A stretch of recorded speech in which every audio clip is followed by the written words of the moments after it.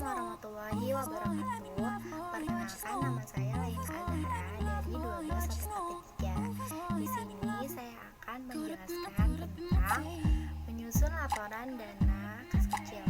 Menyusun laporan dana kas kecil dibagi menjadi dua metode. Yang pertama, metode dana tetap atau metode impres. Dan yang kedua, metode dana tidak tetap atau metode fluktuasi. Berikut penjelasannya. Yang pertama, metode impres atau metode dana tetap merupakan jenis metode dengan jumlah dana pada rekening kas kecil dengan jumlah tetap. Dalam metode impres, apabila jangka waktunya sudah habis dan dana kas kecil menipis, dapat dilakukan pengisian kembali dana kas kecil dengan cara menarik dana di bank sesuai dengan jumlah yang diinginkan. Adapun kelebihan dari metode impres. Yang pertama, untuk memudahkan dalam melakukan pengawasan penggunaan kas kecil. Yang kedua, mudah dalam menghitung karena jumlahnya yang tetap. Yang ketiga, dapat memudahkan dalam melakukan perhitungan dan pertanggungjawaban penggunaan dana kas kecil. Dan yang keempat, untuk menghemat waktu dalam pembukuan pengeluaran rekening akun. Selanjutnya, langkah-langkah operasional metode dana tetap. Yang pertama, pengisian dana kas kecil, di mana pemegang dana kas kecil diberi sejumlah uang tunai untuk melakukan aktivitas pembayaran yang sudah diprediksikan untuk dapat memenuhi semua kebutuhan perusahaan dalam satu jangka waktu seperti 1 minggu maupun 1 bulan.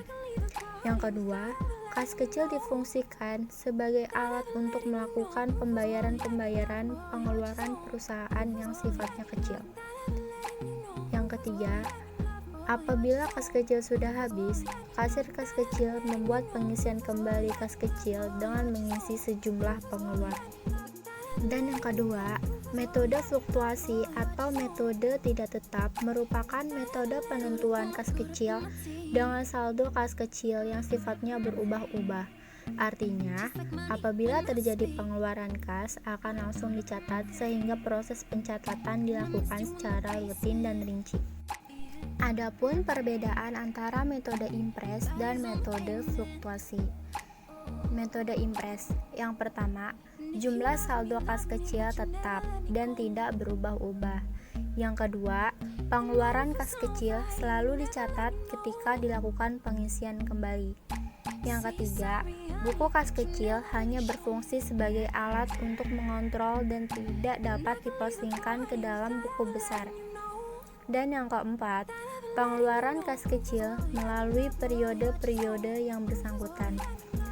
Sedangkan metode fluktuasi, yang pertama, saldo pengeluaran kas kecil sifatnya berubah-ubah dan mengikuti perkembangan tertentu.